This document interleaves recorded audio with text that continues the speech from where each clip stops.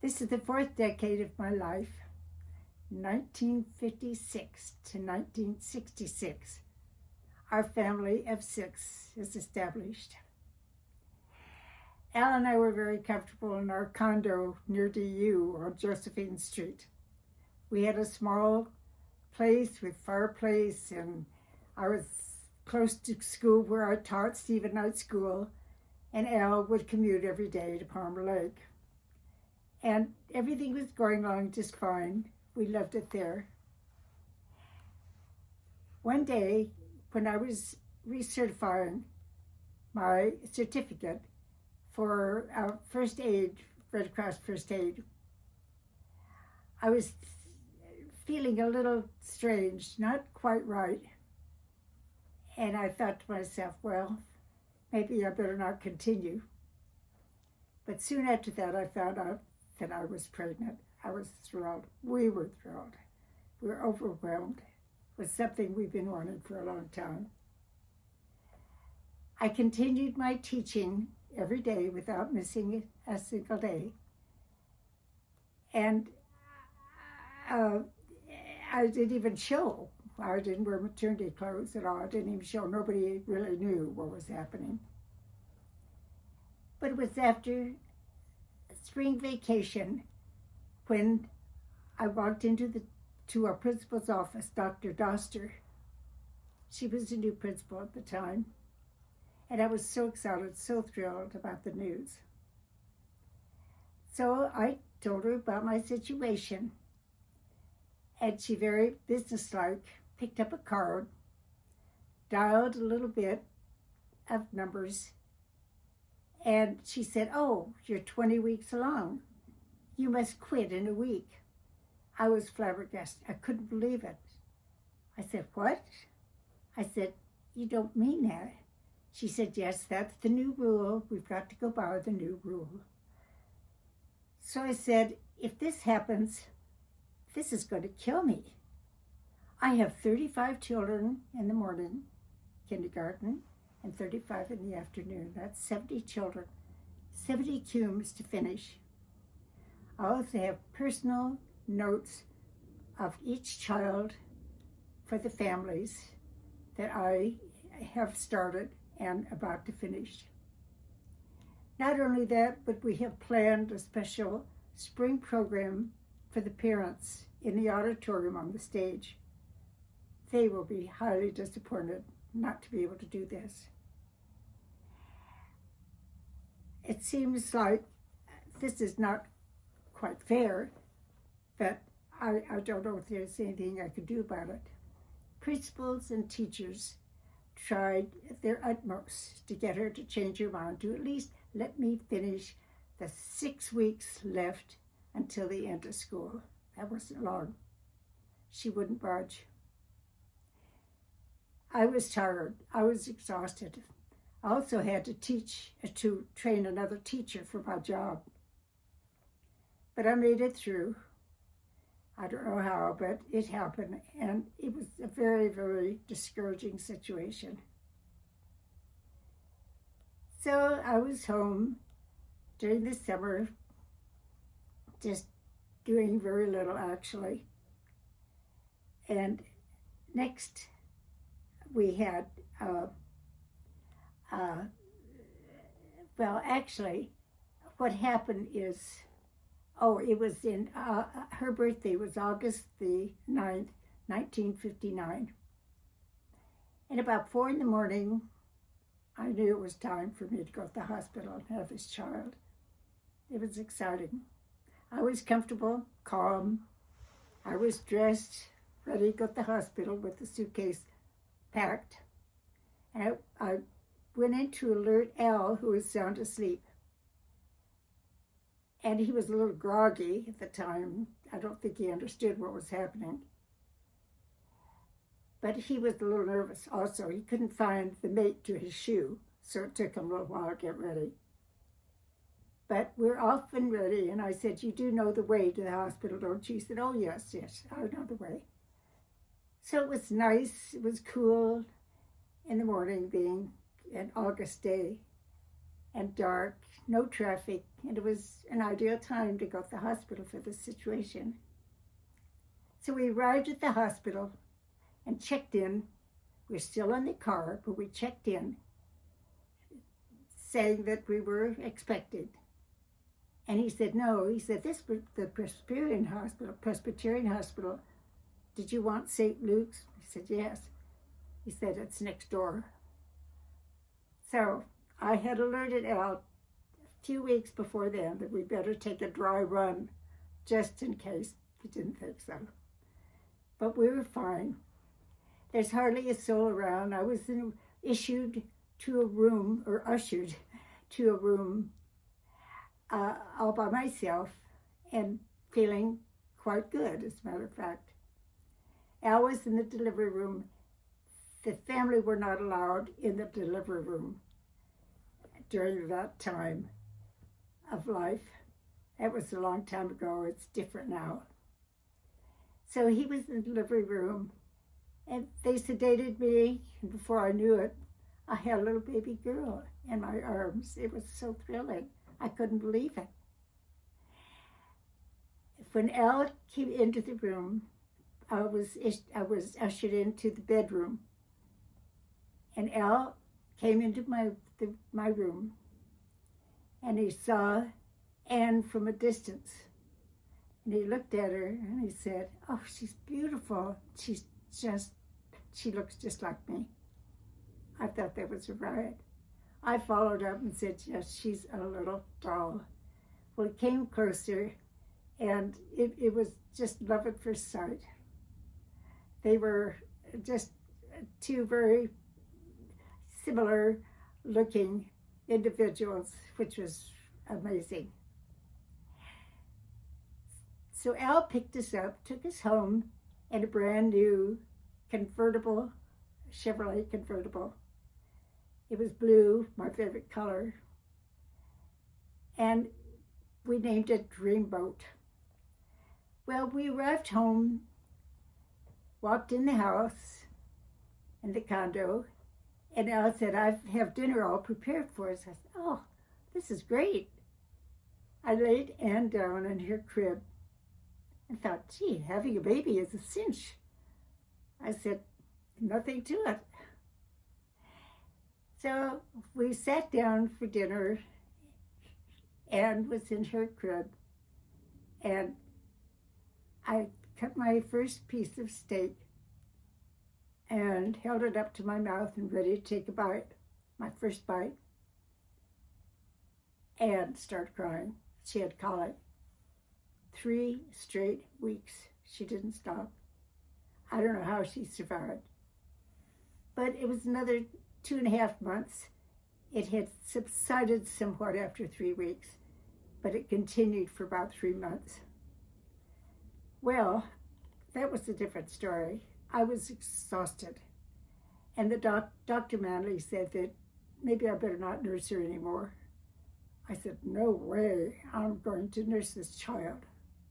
I said, I'll sleep during the day if I can, but I'm not going to give that up.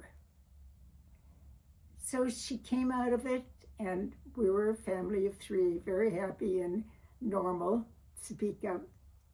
At 3 months, she was christened at Warren Methodist Church by Dr. Swan. Lowell Swan was his name. At the same time, Anne's cousins were also christened and baptized. And it was Judy Hall and Susan Webster. But that was a nice get-together for everybody. The family were able to be introduced to the 3 new girls. So just 2 months after that, something very sad happened. My father had a benign tumor removed from his brain. The operation was successful, but he lingered in the hospital, and he developed pneumonia, and he died. He was only 63. It was a great loss.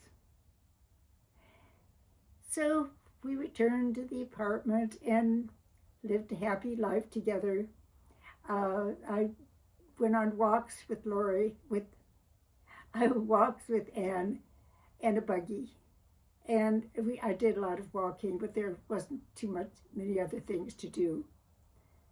Before Anne came, we used to go to DU, to the many facilities that they had for us.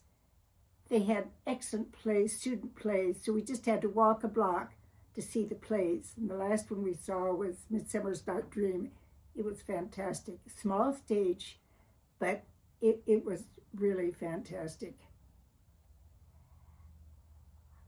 Then we would go to some of the sports events that they had, and that was always handy and nice. They also had music concerts, which were nice. After Anne came, we weren't able to do all those things. And even before she came, we used to drive to the mountains on the weekends, and especially in the fall when the colors were so beautiful. We went skiing, we played tennis, we went to the park many times, we did a lot of walking and hiking. But those things had to be put aside for now, which didn't bother us at all. But Anne was such a darling baby. She finally got over her colic, and she was 15 months old when, after we had looked for a house for a long, long time, we wanted to be in southeast Denver, around Holly Hills and Cherry Creek School. We finally found the house that we wanted. And the moving day, the day before we were scheduled to move into our new house, Lori developed croup, which is a real harsh bark, very harsh. To me, it would have worn her completely out like colic, but she was a strong baby. So Al was in Palmer Lake, and I was going to be the one to move by myself. Here, Anne was in the hospital with croup, and I had that to do. The sad part, too, about her being in the hospital, they did not allow parents to be there with the child. They would not allow the child to see you. You could peek at them, but they couldn't see you. And I thought, how strange, they need us. She was rooming with a little boy who screamed and yelled, and I was crying when I was watching her. And she was sitting there just staring at him with her little lace cap on, not knowing what to do. And I was beside myself. I had to go to that next day was the day to move, so I had to be there on time for the movers, of course. So I had it all planned.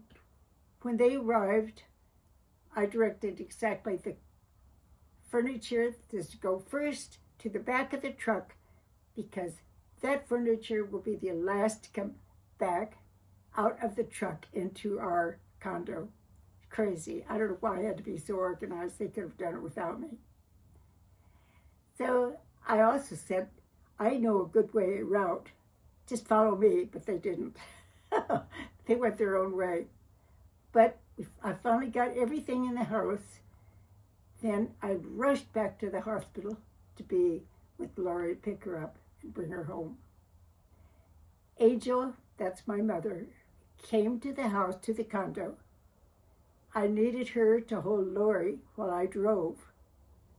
So we picked her up, and when I reached out to pick Lori, and I keep saying Lori, pick Anne up, it's as if she'd never seen me before. I was heartbroken. I was just in tears. So Angel did hold her when we were driving home. And once we got settled in the house, she was fine, thank goodness. I had my little girl back. She developed diarrhea from the hospital as well, but we got over all of that, and we were home at last. She had a nice new nursery, because when we moved in, they said I could choose my colors and wallpaper and all that sort of thing. When we moved in also, we saw a pile of bricks on the exterior, and they had, this was before we moved in actually, they had actually not set the bricks up yet. And I told them I would like used bricks rather than the orange bricks, but they said no way. So we have orange bricks. But that was earlier. I meant to insert that before. So she had her own nursery, and Elle and I had the second bedroom in a double bed. And we had an inherited bedroom set, which was nice. And the master bedroom, there was nothing there. So that's what Anne had for a nursery. Not a nursery, but a playground, play area. I'm mixing myself up. So we were just a happy little family. And let's see, what else? Anne was just, she was such a little angel all the time. She was a good baby. She loved nice clothes, and she always looked like a little doll. She was so polished and immaculate, and she just was a little doll. She even took care of her own hair when she was very young, put curlers in and brushed her own hair and that sort of thing. Her handwriting was so beautiful that the teacher at school would exhibit her work to show how perfect it was. It was all, I've never seen her scribble like I do. It was always perfect, just beautiful. But she was always so loving to her family. She adored her brothers and sisters. And she and Lori were best friends forever. She adored having to go places with them, and the family would always come first.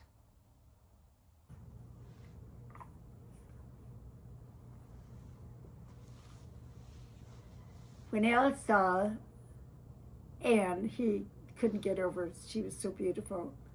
As I said, he said she's beautiful and just looks just like me. You can see the resemblance. Probably you can't, but there is a definite resemblance. In my nursery here, a friend of mine had invited me over for lunch one day, and she was expecting about the same time I was. And I walked into her nursery, and it was all shiny and new, everything brand new. And I thought, oh, this is beautiful. I walked home to a little room that had hardly anything there. As a matter of fact, I had to make curtains for the closet because I had a vacuum cleaner stored there and a slot machine that somebody gave me. That was the nursery. I had a little 4-drawer wicker basket that I still use today that I had for clothes. I had a family secondhand diaper change. And I had just the little infant crib. That's all I had. But I thought, I went home and I thought, this isn't right. My little girl deserves more than this. But Al looked at her and she just couldn't get over her. Here she is, which I think is adorable, just smiling. She had the most beautiful smile, big, beautiful, bright eyes. This shows where we are in our apartment, our condo. And here Elle is, this is the chair that I upholstered before she was born. And I bathed her in the kitchen sink in this blue tub. Here she's in her buggy. Somebody lent me their buggy too. And she had a little mobile she just loved. And we walked with the the walker so often. Here he is cuddling her. And then this is the christening. When this is Elle holding her little christening dress. And this is Dr. Swan and Al's mom holding the baby. And this is her mom, his mom also. And then this is the family. This is just 2 months before my father passed away. He looked so healthy here. He was such a nice looking man. But there he is. And this would have been his, 14th, 15th 12th grandchild. But their mother and dad are with the rest of the family. There were 4 of us. I had 2 brothers and 1 sister, and they each had 4 children. But they totally, by the time we were finished with ours, they had 16 grandchildren. Then this is Anne's godparents, Jim and Pat Witherspoon. I went to Europe with Pat in 1950. And here's my dad and mother again. He looked so healthy, so good. And here's Al again. Or here's his Anne's grandparents, the paternal grandparents. And here she is, a little older, just as happy as a lark. She was the best little baby. And this is her little eating chair that she loved. And I couldn't take enough pictures of her, actually. Here she is, a little bit older. Here she is, new playpen. And she played Wee Willie Winkie. I gave her a little candle, and we have the story of Wee Willie Winkie. She liked that. But I think that's it. And here she is at almost 3 years old. And this too, I love this particular picture of her. But that's about it. After having a miscarriage, Al and I were thrilled to learn that we were going to have another child around Halloween time, our little spook. It was about 2 weeks before due date when I picked up 3 of my friends, they're serious thinker friends, to see a special video from the Natural History Museum at our friend's house, Sally Rodick, who lives in Broomfield, which is quite a ways out. It was a delightful evening. Towards the end, I was sitting on a rather fragile antique chair, and I was ready to get up. I leaned back a little bit. I caught myself, and fortunately, I didn't fall. I was able to thrust myself forward and stop the fall. I was happy about that. I felt quite a jolt, however, but it didn't really bother me. So I managed to take the ladies home and arrived home, say 8 o'clock or so. I knew it was time to go to the hospital. There wasn't much time left. I thought, what if I had this baby on the highway? That wouldn't have been good. I wouldn't have liked that at all. So we took Anne over to Angels to stay while we were in the hospital. And 4:48 in the morning, our dear, sweet, wonderful David was born. He was such a good baby. He's a beautiful baby, big brown eyes. He weighed 6 pounds, 13 ounces, compared to Anne, who was 6 pounds, 15 ounces. And he measured 19 3/4 inches, whereas Anne was 19. There was a difference in delivery. Dave was about 12 days early, and Anne was about 8 days later. 2 wonderful babies. We're so thankful.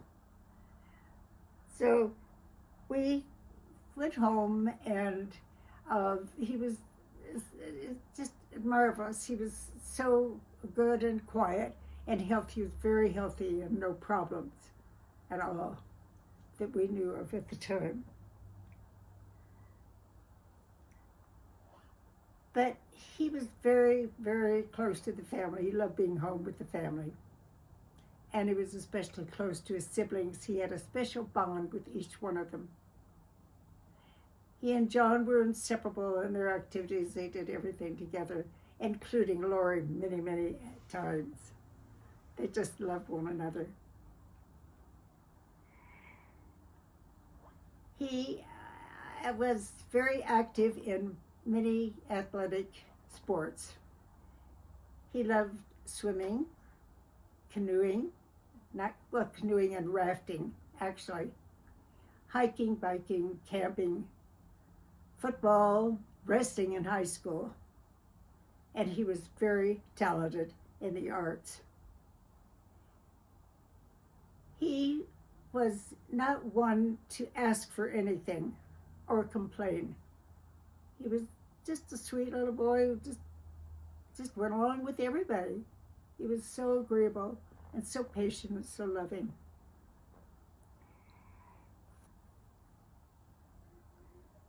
Here he is in his crib, very content. And his sister, she wanted a baby brother so badly. And she handled him like a toy. She just didn't want to let him go. She was so thrilled. She was with him so much at the time, and they just loved each other.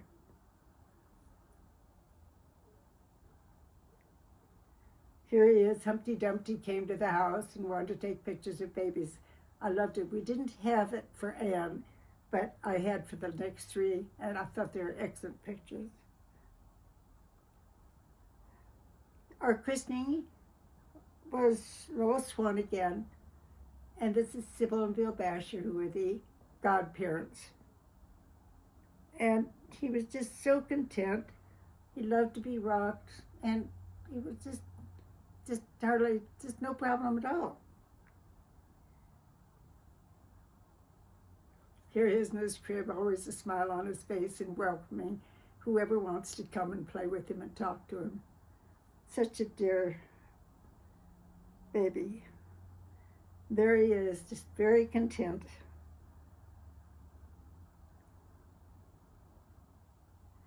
Sybil took this picture. I thought it was excellent. She had a special camera, and I especially love the picture because she took it. She was a godmother. And here he is having his first haircut. Al gave him his first haircut. Here's the family. Mother and Dad, my mother and Dad, had 14 grandchildren now. Now, only 2 more to go, which was ours, and that would have made 16. But here they have 14 grandchildren. And let's see, here he is with another haircut with Al. We used to love to go to the mountains to see the colorful leaves. They were so beautiful. Here he and Anne are together, inseparable. As I say, he never asked for anything, but one thing he asked for was when he came home from school, and in 4 simple words he said, "Mom, I need harder math." And I said, "We'll take care of that." Also in 2nd grade, he was diagnosed with audio perceptual difficulty, which meant that he did not hear the word. Therefore, it was difficult for him to verbalize, and that's one reason he was so shy. We enrolled him in Greenwood Village School, which was Greenlee School, which specialized in this. This audio perception was something rather new, but we were so thankful because he was able to be enrolled in the group. He attended regular 3rd grade, but he also had the privilege of extra learning and care. He gained confidence after this. Then he returned to Holly Hill School.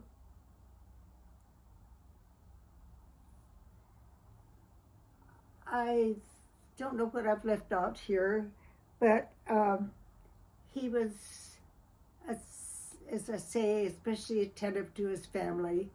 And he was, when he was about 20, I think, Al, his dad, got him a job at Amoco. This is when he was about 20 years old, but I had to include this. The staff had a few words to say about him. They said, he's a living doll. And he was. He wouldn't want to hear that. But at the same time, he was a living doll. We miss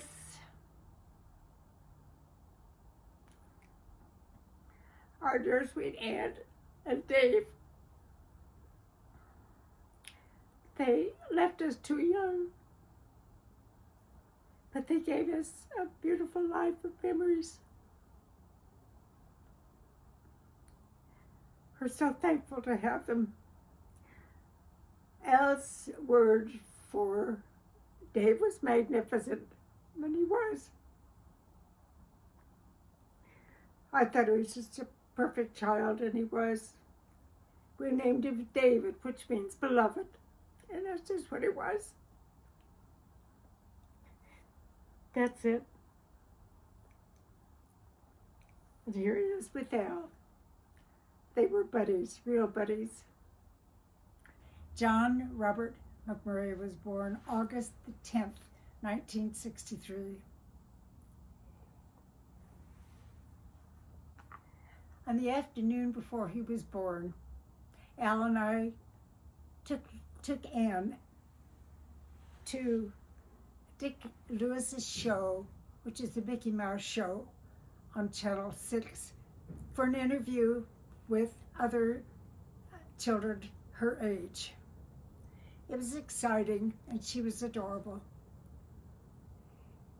Towards the end of the interview, I felt some labor pains, and I knew it was time to go to the hospital. John was already 8 days overdue, so I thought we better get there in a hurry. So Mother Angel stayed with the other two children, and we were off to the hospital. John wasn't ready to appear yet, and it took another 8 hours, during which they gave me a shot every hour to induce the labor. Well, it worked. He was born in the afternoon at 4:47. He was a husky, beautiful, healthy, alert child. We were so excited that David now had a brother close in age so he could play with. Anne wanted a little brother too again, but it worked out beautifully. John was, he was very much like Dave in that they were both easygoing, lots of fun, no problems at all. They were well behaved and always found something to entertain them. He and Dave shared so many things together. They shared their golf and tennis, and their camping, their hiking, biking, rafting, football. And then John went on to become very competitive in his swimming and his diving.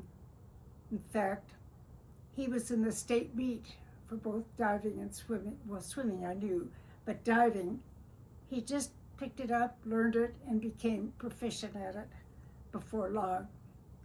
But he was in state competition, did beautifully. I was amazed that he learned so quickly.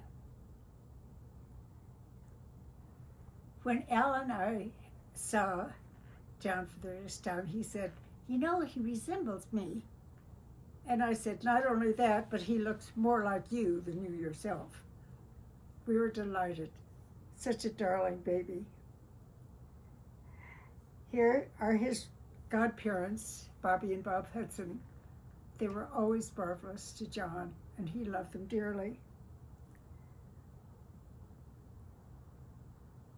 This is a Humpty Dumpty picture of them. I had 3 of them, of the 3 children, before I realized that they were in existence. I think it's a beautiful picture. This one is of Angel, Mother Angel, and her holding the baby. And these are, of course, Anne and Dave, and they were already in existence. As I say, he and Dave shared so many things together.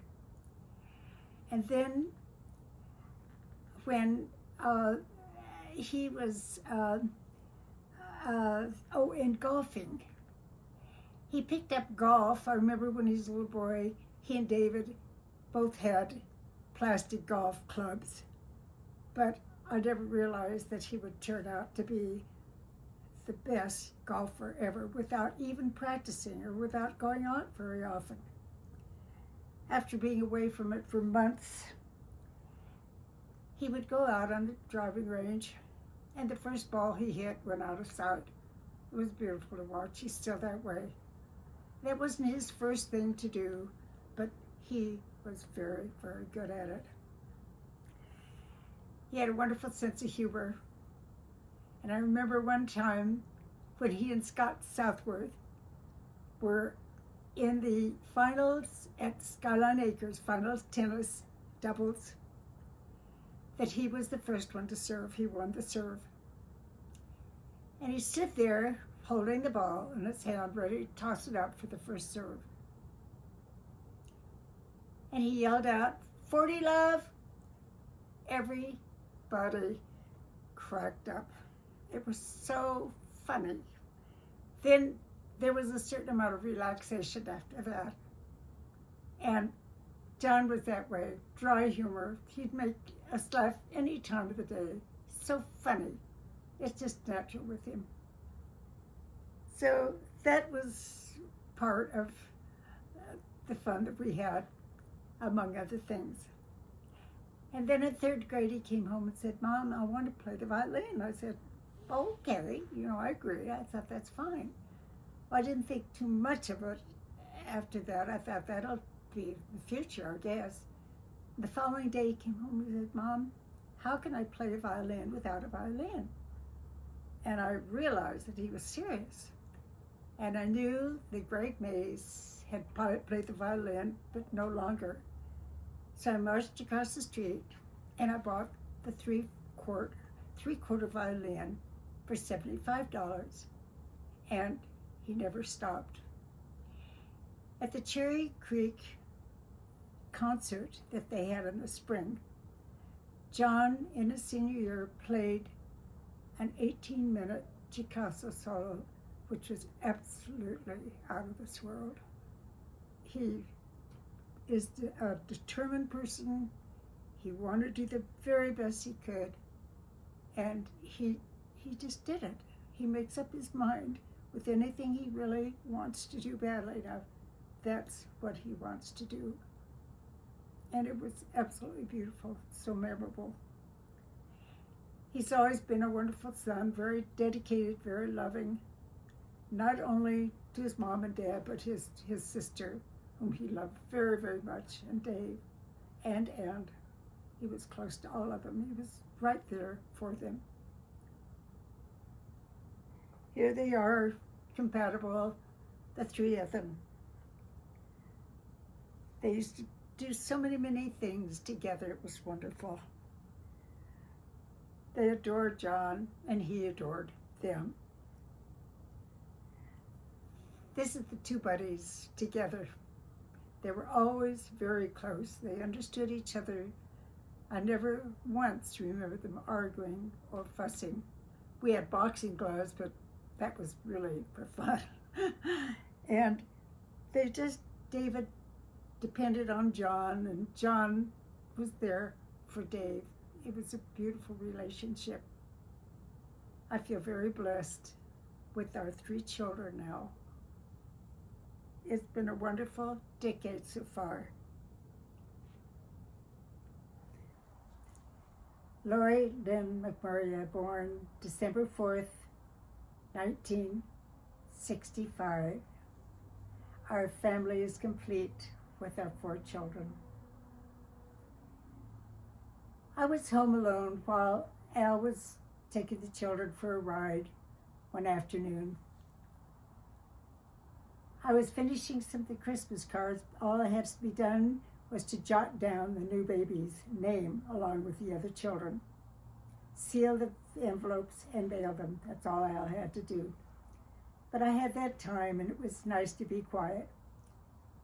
Soon I began to have labor pains, and I knew it was time to go. Not being able to get hold of Al, we didn't have iPhones or mobile phones or anything like that. So I called Angel, and she came right away, took me to the hospital, went on back home so she could take care of the children while Al was waiting for our newborn. She was born at 4:47 in the afternoon, the day after I had the labor pains. Dr. Hardy stepped into the waiting room where Al was and said, "Al, what did you want?" Not knowing then what it was all about. He said, "Oh, I would like a little petite, dark-haired girl." He said, "That's just what you got."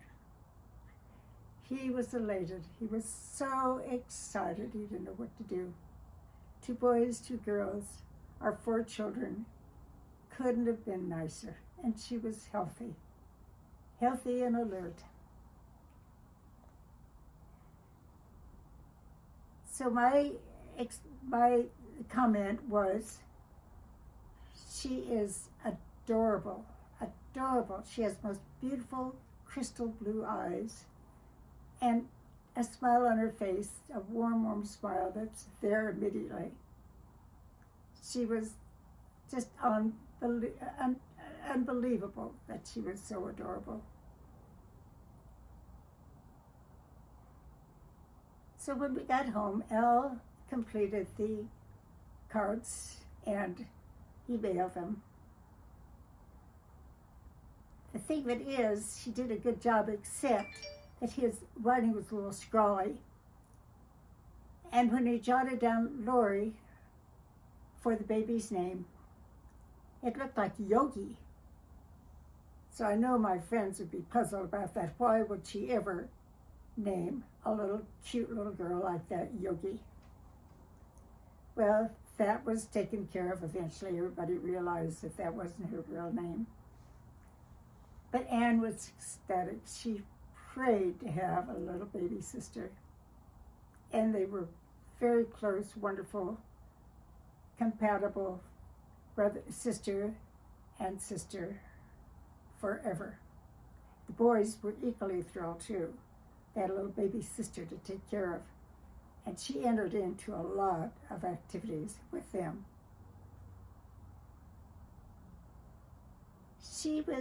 Lori was very, and not only that, but she had her own, the boys had rooms downstairs. Each of them had their own rooms downstairs, which was nice. They just loved each other. They did things together. It was just an ideal situation. And the girls were upstairs. Lori had her nursery, Anne had her own room, and we were in the master bedroom. It worked out beautifully. Lori was energetic from the day she was born. She was always moving. She hasn't stopped since. Her interests were swimming, tennis, dancing, beside camping, rafting, hiking, biking, and other things too. She had so many interests, and she really stayed up with the boys. She continuously acknowledged others with her generous gestures. She was ever loving to everybody and they to her.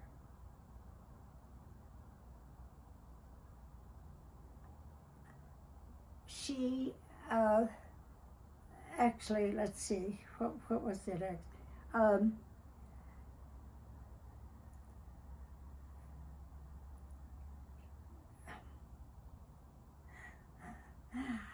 Oh, her very outstanding, one of her very outstanding accomplishments was her beautiful family books that she created of the family. They were masterpieces. And she created these for the entire family. They are out of this world. They're beautiful. And everybody loved and appreciated them so much. So she was, as I say, energetic. She did so many wonderful things. Here's our precious Lori. It's hard to see. Her eyes are closed, so you can't see how beautiful they are. Here's another picture that was done by Humpty Dumpty. I think it's an excellent picture. Here she is in a little molded chair that the other children use. It allowed her to sit up in a firm support, and it was very useful. You could just put it in the car and anywhere. It's her godmother and father, Sally and Doug Goble, were there at our home for the christening. And here's Angel with Lori. And here she is, just as happy as can be in her little chair. This is part of a movie that we took. I did have a Bolex camera that I bought when Anne was born. And it shows Lori blowing out her 2-year-old candles, 2 birthday candles. A neighbor gave her first haircut. She was such a wonderful friend. And here is Lori with her family. I love this picture.